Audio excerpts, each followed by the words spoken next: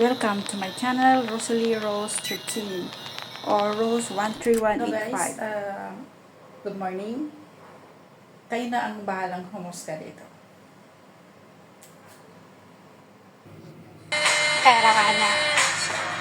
Ninakaw ko, nilustay, winaldas sa luho ko. Sinabi ko sa kanila na walang halong katotohanan lahat. So kung sa ni Kaloy, sa perception niya, meron, sabi ko nga sa kanya, willing akong maglabas ng mga evidences, ng mga deposit slips na meron ako ngayon.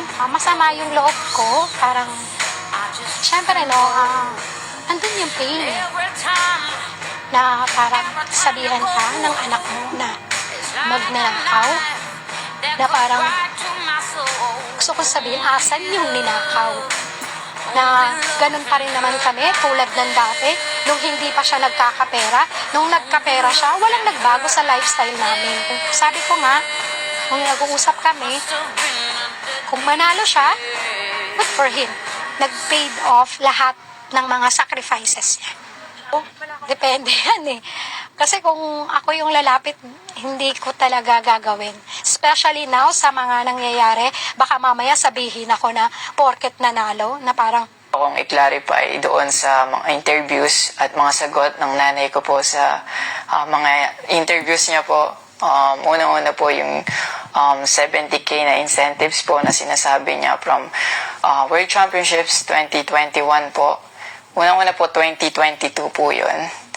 At hindi lang po 70K yung na-receive ko po doon. Alam ko 6 digits po yun dahil dalawa po yung nakuha kong medalya. After nun, mga bandang December, umuwi ako sa Pilipinas. Nakikita kami ng mama ko.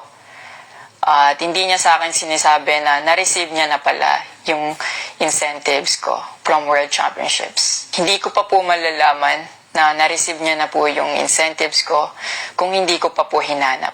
Never ko na po na-receive yung incentives ko po na yun. At never ko na rin naman po na hiningi yun sa kanila. Binigay ko na at wala na po yun sa akin. Ang sa akin lang naman, gusto ko malaman kung saan napunta yung incentives ko po na yan. Yung principle po kasi dito wala po sa liit o laki ng amount po na incentives po na ginalaw niya, kundi po sa pagtago at paggalaw niya nang wala ko pong consent, yung pinapoint ko po sa kanya.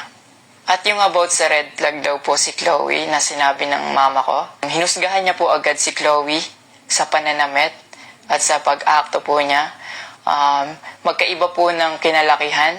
Unang-una, lumaki si Chloe sa Australia at ayun yung nakagisnay niyang culture. At ibang-iba po talaga sa Pilipinas kung paano tayo gumalaw, magsalita o manamit po.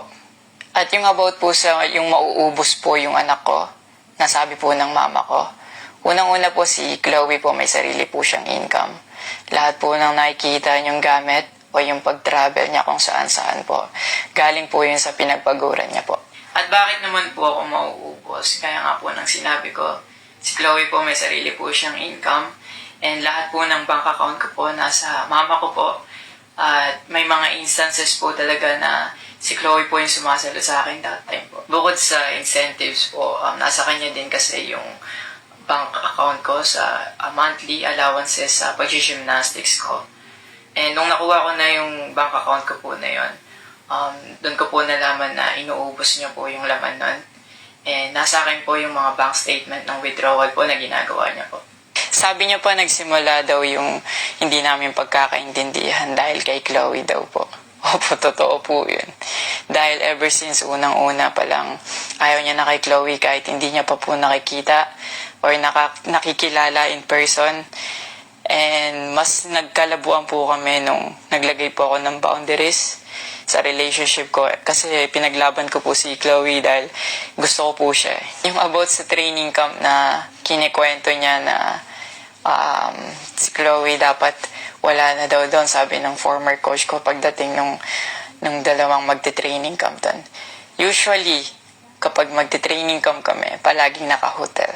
And miscommunicated yun na doon pala sila sa akin na mag-i-stay. Hindi rin totoo na pagpunta nila doon, nung dalawang bata, dapat wala na si Chloe kasi sabay-sabay silang pumunta doon. Actually, nagulat pa yung former coach ko kasi nandun si Chloe. Minelcome naman namin sila talaga. Nag-prepare kami para sa kanila. So, hindi ko alam kung bakit ganun yung mga sinasabi niya. At yung sinasabi niya po na yung dalawang bata po dahil si Chloe andun, yung nakabalandra daw yung puwet po.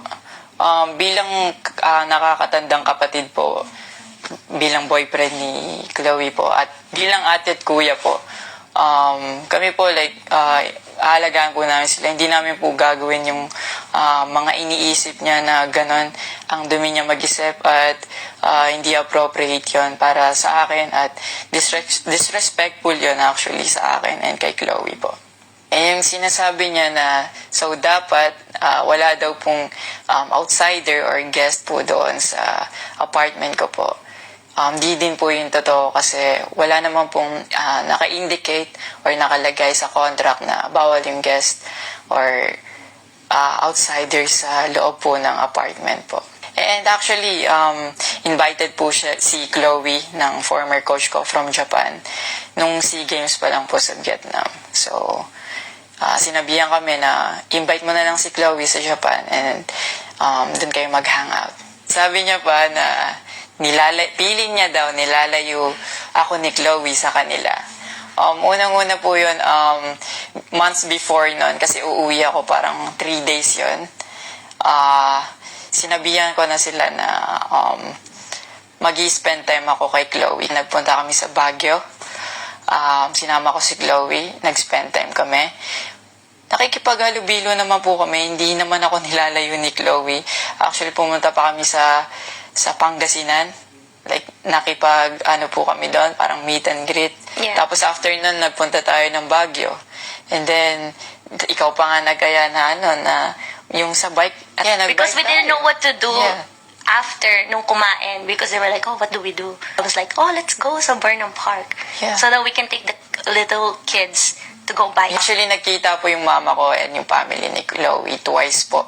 And then, yun, nag-usap po sila. In the last resort, my family made a group chat Yeah. na kasama everybody involved because my family wanted to address kung ano yung issues ni mama towards me. Yeah, kasi marami na siyang pinapost. Yeah, madami siyang pinapost. And even though my family knew na madami na siyang pinapost, my family still welcomed them, treated them with respect and with no judgment na pinaringgan nila yung side ng mom mo, what she had to say about me and our relationship.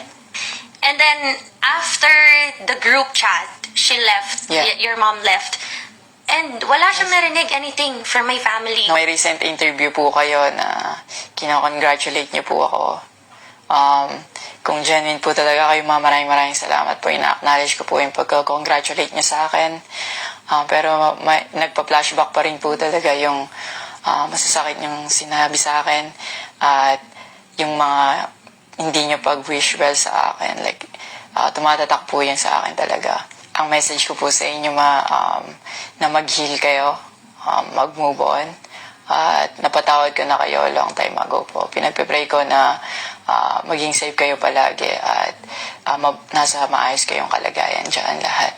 Tigilan na po natin to at i-celebrate na lang po natin yung mga ginawa po ng paghihirap, pagsasakripisyo ng bawat atletang.